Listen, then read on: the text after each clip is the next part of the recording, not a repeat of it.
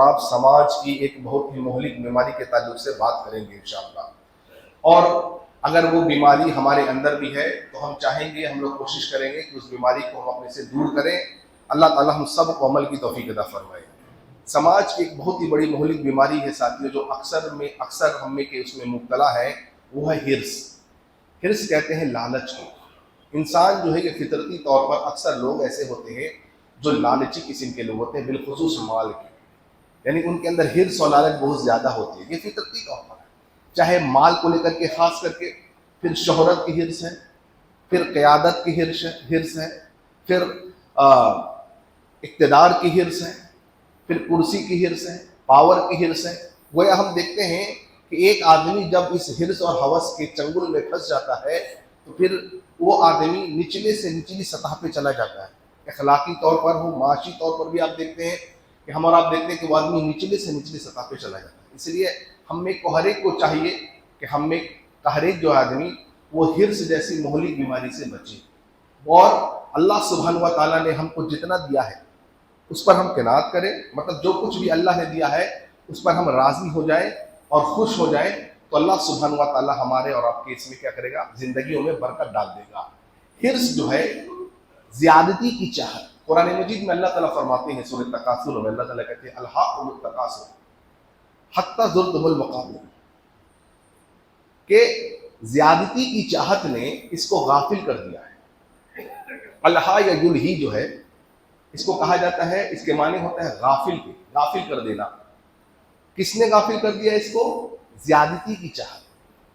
لہذا الہاکم یعنی ایسی لغو چیز جو بے فائدہ مند چیز تھی، اس میں ایک آدمی اتنا ملوث ہو جاتا ہے، اتنا زیادہ گھل مل جاتا ہے کہ اس سے زیادہ جو چیزیں اہمیت رکھتی تھی، چاہے اس کے دین کے لیے ہوا ہو یا دنیا کے لیے، وہ آدمی کیا ہوتا ہے اس سے زیادہ اہمیت والی چیزوں سے غافل ہو جاتا ہے.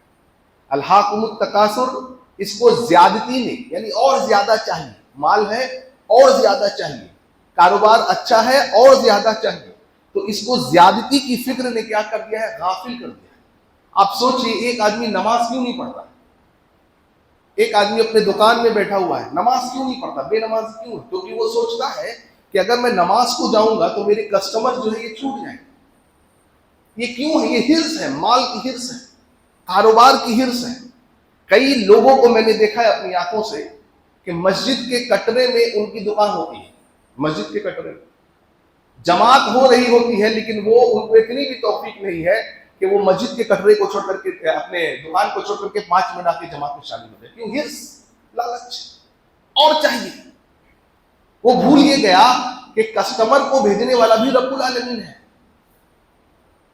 اللہ ہی بھیجنے والا ہے. اللہ تعالیٰ چاہے تو کسٹمر کو روک بھی دیتا ہے. تو یہ کیا ہے؟ آزمائش ہے اللہ کی طرف سے. بعض اوقات بزنس بہت اچھا چلتا ہے، بوم پہ رہتا ہے بزنس، آدمی مٹی کو چھوتا ہے سونا بن جاتا ہے. لیکن بعض اوقات وہی چیز کیا ہوتی ہے، انسان سوچنے لگتا ہے کہ میں ایک وقت مٹی کو چھوتا تھا تو سونا بن جاتا تھا، ابھی کیا ہوا؟ آزمائش. اب اللہ تعالیٰ تم کو جانچنا چاہتا ہے کہ جب میں نے اس کو دیا، مٹی کو چھوتا تھا سونا بن جاتا تھا، اب کیا کرے گا؟ یہ کہیں بھٹک تو نہیں جائے گا، کہیں ہرس کی لالچ اور کہیں اس کو غافل نہ کر دے، اللہ کی یاد سے غافل نہ کر دے. تو ایک آدمی بے نمازی آج کیوں ہے؟ نہیں کھا سکتا صاحب. ایک آدمی آج جاب میں ہے، جمعے کی نماز نہیں پڑھتا ہے. کیوں نہیں پڑھتا ہے؟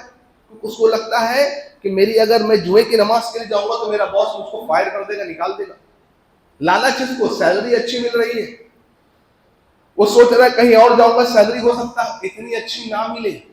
لہذا وہ کیا کہتا ہے؟ وہ کہتا ہے کہ میرا HR ٹیم جو ہے، میرا جو باس ہے، وہ مجھے الاؤ نہیں کرتا کہ میں جمعے کی نماز پڑھوں. کیوں؟ لالچ، ہرس، اور چاہیے مجھے. لہذا لوگ نماز اسی وجہ سے چھوڑتے ہیں. ایک آدمی حرام کام میں کیوں پڑتا ہے؟ ہرس کی وجہ سے، لالچ کی وجہ سے. جتنا ہے، ایک آدمی کہیں کسی کمپنی میں جاب کرتا ہے، سرکاری ہو یا پرائیویٹ، اس کو ایک آدمی آتا ہے اور کہتا ہے کہ آپ اتنے پیسے رکھیے اور میرا کام کروا دیجیے. یہ کیا ہے؟ وہ دیکھتا ہے کہ پورے سال کی جو میری سیلری ہے وہ مجھے ایک بار بطور گھوس مل جا رہی ہے. سیلری تو آئے گی ہی، ساتھ ساتھ یہ بھی الگ سے آ گیا، لالچ. کیا ہوتا ہے؟ آدمی حرام کام میں پڑ جاتا ہے. کس کی وجہ سے؟ ہرس کی وجہ سے. تو یہ لالچ ایک بہت بری بلا ہے ساتھی. اگر اس کے چکر میں ہم اور آپ جو ہے اگر یہ پھنس گئے تو پھر ہماری دنیا اور آخرت اللہ تعالیٰ برباد کر دیتا ہے، اور ایک آدمی بالکل نچلے سے نچلے سطح میں چلا جاتا ہے. تو اللہ نے فرمایا کہ ہرس کی لالچ، زیادتی کی لالچ نے، اس کو زیادتی کی چاہ نے اس کو گمراہ کر دیا، غافل کر دیا ہے. حتی زرتم المقابر، یہاں تک کہ وہ قبر میں پہنچ گیا، قبرستان پہنچ گیا. یعنی مرتے دم تک یہ سوچتا رہا کہ اور کیسے بڑھ جائے، میرا کاروبار کیسے بڑھ جائے، میرا مال کیسے بڑھ جائے، یہاں تک کہ وہ قبر میں پہنچ گیا. مال کی چاہت. قرآن میں اللہ تعالیٰ فرماتے ہیں کہ مال جو ہے، یہ انسان جو ہے مال کے لیے بڑا حریص ہے، بڑا لالچی ہے، یہ بڑا شدت ہے مال کے لیے. سے کتنی انسان کے اندر ہرس ہوتی ہے، لالچ ہوتی ہے.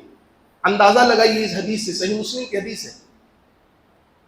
اللہ کے رسول صلی اللہ علیہ وسلم فرما رہے ہیں لو کان ابن آدم وادیان من مال، آپ نے فرمایا اگر آدم کی اولاد کو وادیوں سے بھرا ہوا 2 وادی مل جائے جس میں صرف مال ہی مال ہو، پیسہ ہی پیسہ. وادی کس کو کہتے ہیں؟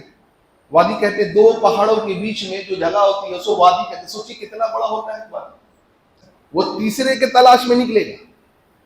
ایک آدمی کو ایک کمرے بھر، ایک روم کے بھر کر کے اس کو نوٹوں سے بھرا ہوا کمرہ دے دیا جائے، آپ کیا سوچتے ہیں؟ خوش ہوگا؟ وہ خوش ہوگا. لیکن فطرتی طور پر جو اس کے اندر ہرس ہے وہ سوچے گا یہ کافی نہیں ہے، بلکہ اب وہ ایسے نوٹوں سے بھرے ہوئے دوسرے روم کے تلاش میں نکلے. جو اللہ کے نبی صلی اللہ علیہ وسلم فرماتے ہیں، کہہ رہے ہیں وادی، اتنا بڑا وادی ہے. سوچیے مال سے بھرا ہوا وادی مل جائے، دوسرے 2 تیسرے کی تلاش میں نکلے. اگر اس کو تیسرا مل جائے چوتھے کی تلاش میں نکلے، چوتھا مل جائے 5ویں کی تلاش میں نکلے گا. اس کی ہرس ختم نہیں ہوتی. یہاں تک کہ نبی صلی اللہ علیہ وسلم فرماتے ہیں کہ اس کا جو پیٹ ہے وہ قبر کی مٹی بھرتی ہے، کہ جب وہ قبر میں جاتا ہے تو قبر میں جانے کے بعد سب سے پہلے پیٹ پھٹ جاتا ہے، اور جب پیٹ پھٹنے کے بعد قبر کی مٹی اس کے پیٹ کے اندر گرتی ہے تو اب اس کی ہرس ختم ہو جاتی ہے. تو کتنی سوچیے ایک بیماری ہے کہ ایک آدمی اور زیادتی کرتا ہے. یہ ہرس کی لالچ ہے ساتھیوں، مطلب ہرس ہے جو لالچ ہے، اس کے وجہ سے ایک آدمی قطع تعلق کرتا ہے، رشتہ داری کیوں توڑتا ہے؟ ہرس کی وجہ سے. کیوں؟ جتنے زیادہ رشتہ دار ہوں گے ابلیس اس کو بہکاتا ہے، اتنا زیادہ تیرے کو مال خرچہ کرنا پڑے گا. اب رشتہ دار میں امیر بھی ہے، غریب بھی ہے، مسکین بھی ہے، ضرورت مند بھی ہیں، ان کو کیوں دے گا؟ 100 کا 100 تیرا. تو رشتہ داری کے آدمی کیوں توڑتا ہے؟ ہرس کی وجہ سے. ایک آدمی کے اندر تکبر کیوں آتا ہے؟ اس ہرس کی وجہ سے کہ میرے پاس تو اتنا پیسہ ہے، سامنے والا مجھ سے چھوٹا ہے، ہر اعتبار میں، عہدے میں، پیسے میں، ہر اعتبار میں چھوٹا ہے. یہاں تک کہ معاملہ چلا آتا ہے کہ ہرس، لالچ کی وجہ سے ایک آدمی دوسرے آدمی کا خون تک کر دیتا ہے. یہ مال کی لالچ دیکھیے، ہم کو بے نمازی بنا کے چلی گئی. ہم کو رمضان کے فرض روزے کون چھڑواتا ہے؟ مال. رمضان میں کاروبار بہت پیک پر ہے، روزے کیسے رکھیں گے؟ اتنی گرمی ہے، روزے کیسے رکھیں گے؟ یہ مال کی لالچ، یہ ہرس، اس کی طمع، اس کی چاہت اس کو اپنے ایمان کا سودا کروا دیتی ہے. لوگ آج ایمان کیوں بدل رہے ہیں؟ اپنے ایمان کا سودا کیوں کر رہے ہیں؟ فلاں پولیٹیشین خوش ہو جائے، اگر وہ خوش ہوگا تو مجھے چند روپے دے گا، مجھے ایک بڑی فارچونر گاڑی دے دے گا، اور لوگ سمجھیں گے کہ یہ 4 چکے میں گھومنا بڑی عزت کی بات ہے. ایسے 4 چکوں پر ہم لوگ ٹوٹتے ہیں. جو ہرس اور کسی کے حق کو مار کے لیا جائے یہ حرام ہے اسلام میں. اور اتنا برا لوگوں کو لگ جاتا ہے کہ اگر کوئی آدمی کہے بھائی صاحب آپ کی یہ کمائی حرام ہے تو اس کو اتنا برا لگتا ہے کہ وہ آدمی اس کی نظر میں بالکل دشمن سا بن جاتا ہے. تو ایک آدمی بے نمازی بن گیا، ایمان کا سودا کر دیا، رمضان کے فرض روزے اس نے چھوڑ دیے، صدقہ و خیرات کرنا اس نے چھوڑ دیا. کیوں؟ اس ہرس کی وجہ سے. ساتھی جو اس ہرس کے جنگل میں پھنس گیا وہ نامراد ہو گیا. اللہ کے رسول صلی اللہ علیہ وسلم کیا فرما رہے ہیں؟ ابو داؤد کی حدیث ہے، آپ نے فرمایا ایاکم والشح، اے لوگوں ہرس سے، بخل سے بچو، لالچ سے اپنے آپ کو بچاؤ. ایاکم والشح، جس کے پاس جتنا ہے وہ چاہتا ہے اور مال آ جائے، اور مال آ جائے. ایاکم والشح، لوگوں اپنے آپ کو لالچ سے، ہرس سے بچاؤ. فَإِنَّمَا هَلَكَ مَنْ كَانَ قَبْلَكُمْ بِالشُّحِّ، آپ نے فرمایا لوگوں، پہلے کے لوگ جو ہلاک ہوئے وہ اسی ہرس کی وجہ سے ہلاک ہوئے. کیوں؟ آپ نے فرمایا امرہم بالبخل، کیونکہ یہ ہرس جو ہے تم کو بخل کی، کنجوسی کی حکم دیتا ہے. حکم کون دے رہا ہے؟ ہرس.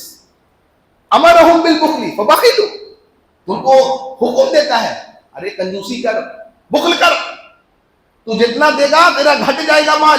اور اللہ کے نبی کیا کہتے ہیں، فرماتے ہیں اور تم کرتے ہو، تم بخل کرتے ہو.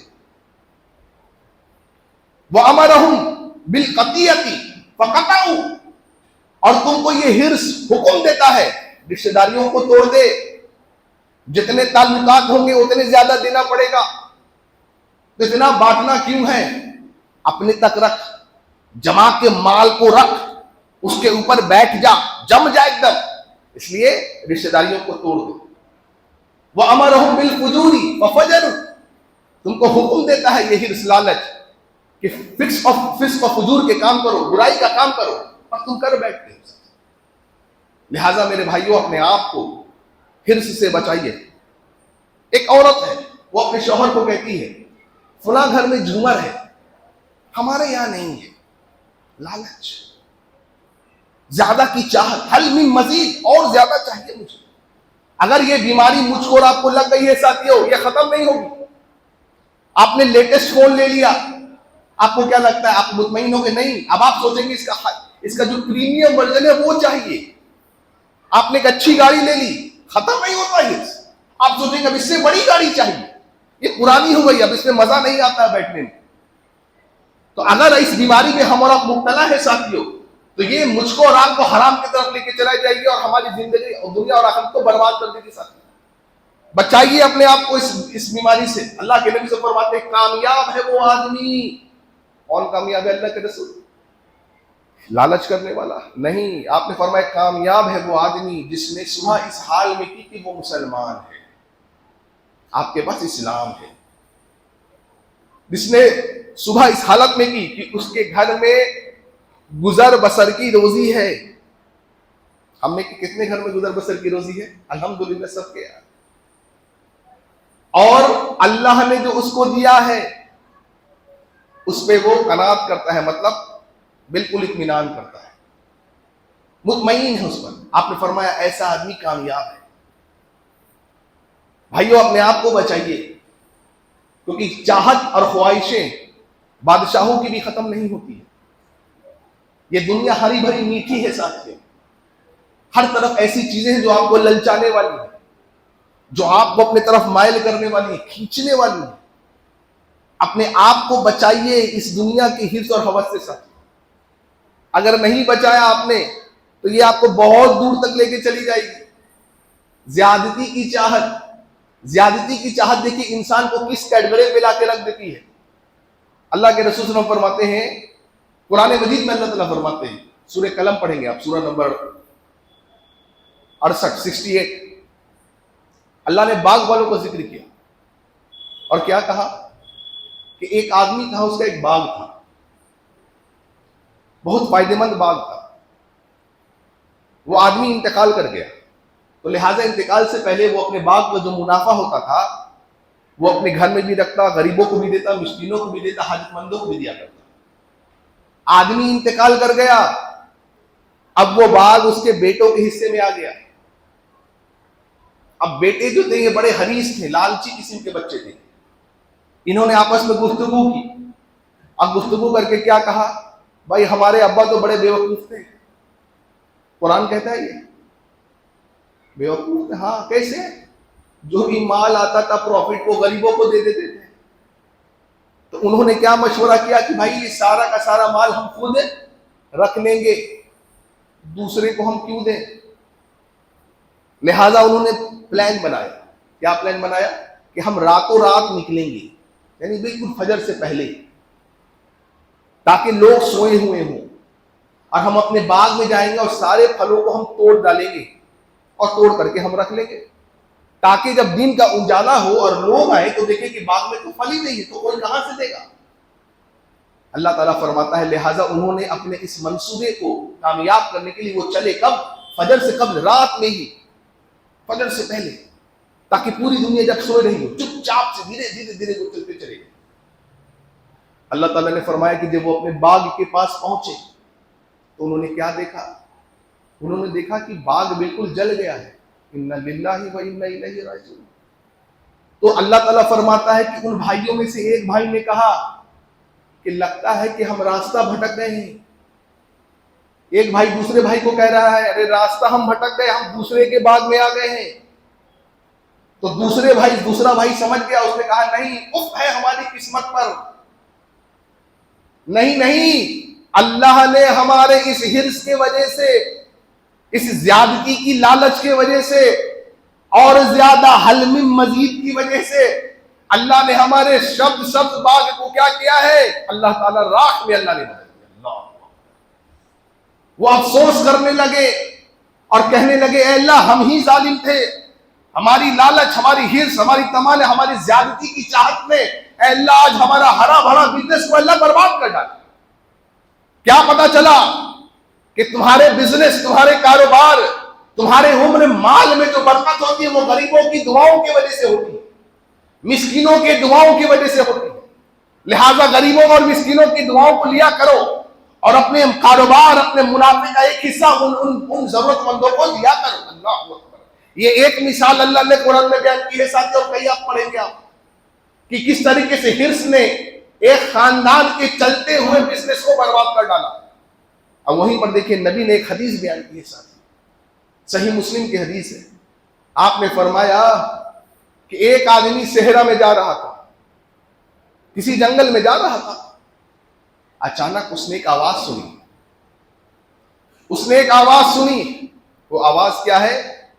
ایک آدمی، کوئی آواز ہے جو ایک بادل کو کہہ رہا ہے اے بادل فلاں کے باغ میں جا اور جا کر کے اپنے پانی کو وہاں برسا دے۔ وہ آدمی بڑا حیران ہو گیا۔ نبی نے فرمایا یہ کون سا آدمی ہے کہ بادل کو حکم ہو رہا ہے کہ جاؤ فلاں کے باغ میں جا کر کے اپنے پانی کو برسا دے۔ گیا پیچھے بادل کے چلتا چلا گیا۔ اس نے دیکھا کہ بادل ایک جگہ آ کر کے رک گیا، ایک باغ کے پاس آ کر کے رک گیا، اور بادل نے اس کے اندر جو پانی تھا اس نے وہاں برسایا، اور وہ پورا کا پورا پانی اس آدمی کے باغ میں آیا۔ وہ آدمی دیکھتا ہے کہ اس آدمی جس کا وہ باغ تھا اس نے پانی کو اچھے سے سینچا اور پورے کے پورے پانی کو اپنے باغ میں لے لیا۔ اللہ کے رسول کہتے ہیں صلی اللہ علیہ وسلم کہ وہ آدمی اس آدمی کے پاس گیا، پوچھا آپ کون ہیں، آپ کا نام کیا ہے؟ اس نے فرمایا میرا نام فلاں ہے۔ کہا بڑے معزز آدمی ہیں، کیونکہ یہ وہی نام ہے جو میں نے اس جگہ پر سنا کہ کوئی حکم دے رہا ہے بادل کو کہ فلاں ابن فلاں کے باغ میں جا کر کے بارش کو برسا دے۔ یہ صحیح مسلم کی حدیث ہے ساتھیوں۔ آپ کرتے کیا ہیں؟ آپ کیا کرتے ہیں ایسا کہ اللہ نے آپ کے کاروبار پر اتنا کرم رکھا ہے، اللہ کی رحمت کی برکھا آپ کے کاروبار پر برستی ہے، آپ کیا کرتے ہیں؟ وہ کیا کہتا ہے ساتھیوں؟ ہم تمام کے لیے عبرت ہے ساتھیوں، نصیحت ہے۔ وہ کہتا ہے سنو، میرے باغ سے جو پروفٹ ہوتا ہے میں اس کو 3 حصوں میں تقسیم کرتا ہوں۔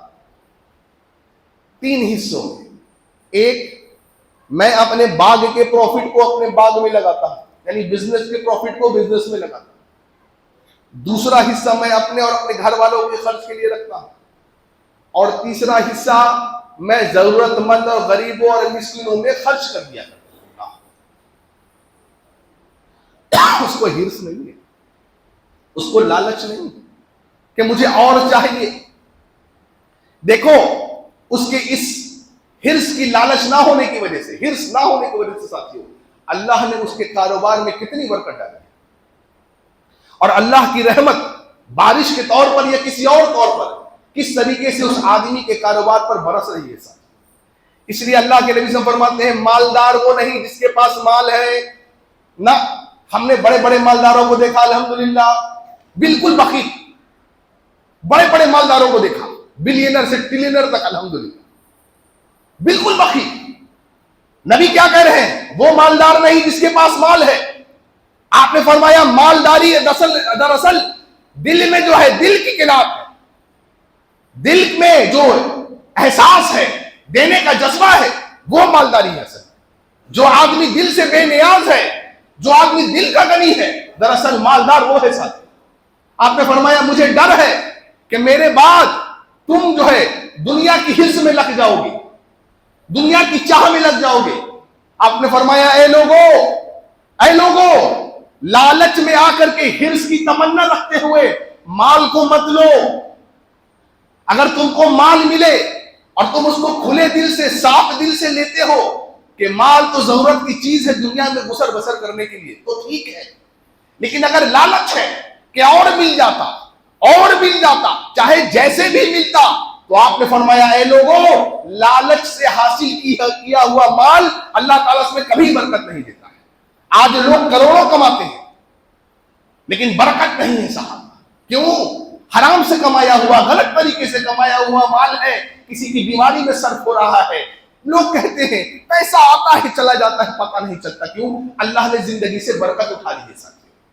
اس لیے برکت کی دعا کیا کرو کہ اللہ میرے مال میں، اولاد میں برکت دے۔ برکت کہتے ہیں زیادتی کو نہیں کہتے میرے، برکت کہتے ہیں کہ اللہ نے تم کو جتنا دیا ہے اتنا میں اللہ تعالیٰ تمہارا پورا کرا دے رہا ہے، یہی برکت ہے ساتھ۔ اس لیے قناعت ایک بہت بڑی دولت ہے، جس کو مل گئی وہ آدمی دنیا اور آخرت میں کامیاب ہو گیا ساتھیوں۔ اس لیے جتنا اللہ نے دیا اس پر مطمئن رہو۔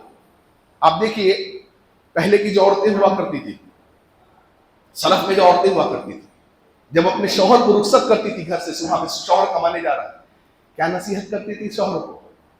ہماری بہنوں کو بھی چاہیے کہ اس نصیحت کو وہ اپنائیں اور اپنے شوہر کو، اپنے بھائی کو نصیحت کرے۔ کیا نصیحت کرتی تھی؟ کہتے تھی سنو کمانے کے لیے جا رہے ہو، یاد رکھنا ہم اور ہمارے بچے دنیا کی بھوک کی آگ کو برداشت کر لیں گے اپنے پیٹ میں، لیکن تمہارے حرام سے لایا ہوا لقمہ ہم اگر کھائیں گے تو اللہ کی قسم ہم اس لقمے کی جو گرمی اللہ تعالیٰ جہنم میں پیٹ میں دے گا، ہم اس کو برداشت نہیں کر سکیں گے۔ لہذا حلال کمانا چاہے کم کیوں نہ کماؤ۔ آج ایک شوہر، ایک آدمی حرام میں کیوں پڑ رہا ہے؟ ہمارے گھر کے عورتوں کی وجہ سے بھی پڑ رہا ہے ساتھیوں، یہ بھی ایک وجہ ہے۔ فلاں کے گھر میں ایسا ہے، فلاں کے گھر میں یہ ہے، فلاں کے گھر میں وہ ہے۔ ہم کو بھی چاہیے، ایک آدمی شوہر نہ چاہتے ہوئے بھی غلط کام میں پڑ جاتا ہے ساتھیوں۔ اس لیے ہماری بہنوں کو چاہیے کہ اپنے آپ کو حرص سے بچائیں۔ اور کون بہتر عورت ہوگی؟ ہماری ماں عائشہ سے بہتر کون ہوگی بتائیے؟ رضی اللہ کے رسول صلی اللہ علیہ وسلم کتنا بڑا کمرہ ماں عائشہ کا، بتاؤ۔ اللہ کے نبی صلی اللہ علیہ وسلم حضرت عائشہ کے گزرے میں جاتے، اما عائشہ کہتی تھی کہ میں سوئی رہتی تھی۔ نبی صلی اللہ علیہ وسلم تہجد کی نماز پڑھتے تھے، نبی صلی اللہ علیہ وسلم سجدے میں جاتے تو میرے پیر کو ہاتھوں سے سیدھا کرتے تھے، یعنی اتنی بھی جگہ نہیں تھی کہ نبی صلی اللہ علیہ وسلم آرام سے سجدہ کر سکے۔ ہاں، ہاتھ اگر اٹھائیں گے تو گھر کے چھت کو ہم چھو سکتے تھے، اتنی چھوٹا گھر، اللہ اکبر۔ ہاں، اور نبی صلی اللہ علیہ وسلم لمبا سجدہ کرتے ہیں۔ عائشہ کہتی ہے رضی اللہ عنہا پوری رات نبی صلی اللہ علیہ وسلم اسی طریقے سے کرتے، آپ سجدے میں جاتے، میرے پیروں کو ہلاتے، میں پیروں کو موڑ لیتی۔ آپ سوچئے ایک عورت اپنے رات کو اس طریقے سے گزر بسر کر رہی ہے۔ کبھی انہوں نے یہ نہیں کہا ہے نبی صلی اللہ علیہ وسلم مجھے بڑا گھر خرید کے دے دو۔ وہ کیسی عورت ہوگی جو کہہ رہی ہوگی کہ اے نبی صلی اللہ علیہ وسلم، اے لوگوں سنو، کیا کہہ رہی ہیں؟ اے لوگوں سنو، 3 چاند ہو جاتے ہیں، 3 چاند۔ 3 چاند کا مطلب مہینے گزر جاتے ہیں کئی، ہمارے گھر میں چولہا نہیں جلتا۔ کتنی قناعت پسند عورت ہے ساتھ، کتنے زیادہ خود اللہ کے نبی صلی اللہ علیہ وسلم ہے ساتھ، کہ چٹائی پہ آپ سوئے ہوئے ہیں، عمر فاروق رضی اللہ عنہ داخل ہوئے ہیں اور کیا دیکھا کہ چٹائی کے نشان آپ کے ہاتھوں پر پڑے ہوئے ہیں۔ آپ عمر فاروق دیکھ کر کے رونے لگے کہ ہمارے نبی شافی محشر محمد رسول اللہ صلی اللہ علیہ وسلم کے ہاتھ پر چٹائی کی نشانات ہیں، زمین میں آپ سوئے ہوئے۔ کہا اللہ کے رسول صلی اللہ علیہ وسلم یہ کیسر اور کسرا کے بادشاہ آرام سے توشک اور لحافوں میں سوتے ہیں، اللہ اکبر. آپ اس طریقے سے کون کہہ رہا ہے؟ عمر کہہ رہا ہے، جس کی قناعت پسند نہیں دیکھے، جس کے کپڑے میں خود پیبند لگے ہوئے. اگر وہ یہ بات کہہ رہے تو سوچے نبی صلی اللہ علیہ وسلم کس طریقے سے دنیا سے جو ہے دنیا کی حرص اور لالچ سے بالکل بے خبر تھے. اللہ کے نبی نے کیا کہا، عمر تم یہ نہیں چاہتے کہ ہمارے لیے آخرت ہو، ان کے لیے یہ دنیا، یہ نہیں چاہتے؟ تو کون کہہ رہا ہے؟ عمر کہہ رہے ہیں. اندازہ لگائیں کیسے لوگ کے ساتھ یہ. لہٰذا اپنے آپ کو اس حرص کی مہلک بیماری سے بچائیے ساتھی. جو کچھ اللہ نے دیا ہے اس پر اطمینان رکھیں. ہو سکتا ہے اللہ تعالیٰ آپ کو زیادہ مال دیتا آپ گمراہ ہو جاتے ہیں. نہیں ہو سکتا ایسا؟ ہو سکتا ہے. ہو سکتا ہے کہ نہیں؟ اللہ آپ کو مال دیتا آپ بے نمازی بن جاتے. اللہ آپ کو کاروبار اتنا بڑھا دیتا کہ آپ کاروبار میں اتنا ملوث ہو جاتے کہ جو ذکر اذکار قرآن حدیث جو کچھ بھی آپ کر رہے ہیں اس سے آپ بالکل رک جاتے. ایسا نہیں ہو سکتا؟ ہو سکتا ہے سر. اللہ آپ کو بچا کے رکھ رہا ہے. کیا ہم نے ان حدیثوں پر غور نہیں کیا کہ مالدار جو ہے قیامت کے دن جو ہے غریبوں کے بالمقابل جنت میں 500 سال کے بعد جائے؟ سوچیے آپ. اللہ نے آپ کو بچا کر کے رکھا ہے سر. اور اپنے اندر اس حرص کی لالچ سے، اپنے اندر سے اس حرص کی لالچ کو ہٹائیے اور اپنے دل کو جو ہے ساتھیوں بے نیاز کریے. دینے والے بنیے. نبی نے فرمایا ارے صدقہ کرو گرچہ کھجور کی ایک گٹھلی کیوں نہ ہو. صدقہ کرو.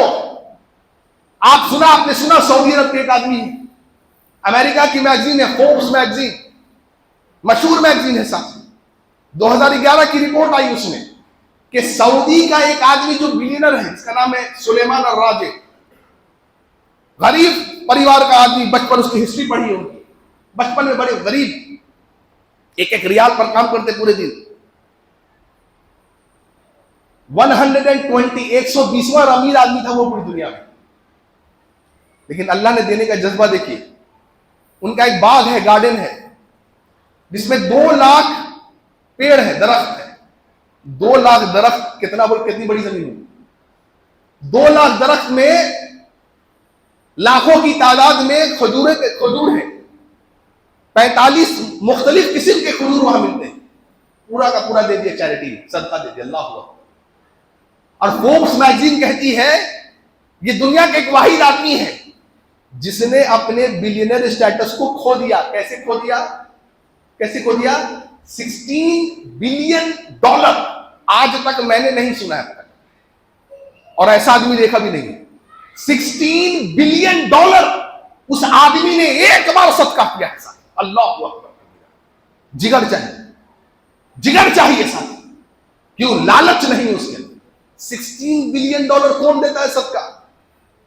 میرے بھائیوں آپ کے اندر یہ جذبہ پیدا کریے. اللہ تعالیٰ دنیا میں بھی بڑھا کے دے گا اور آخرت میں بھی انشاءاللہ تعالیٰ بڑھا کر کے دے گا. آپ کو آخری بات بولتا ہوں. محمد بن صالح العثیمین رحمہ اللہ، سعودی عرب کے بہت بڑے عالم، شیخ بن باز اور شیخ علامہ البانی کے دور کے آدمی، بہت اونچے آدمی، محمد بن صالح العثیمین صاحب رحمہ اللہ، ایک چھوٹے سے گھر میں رہتے تھے.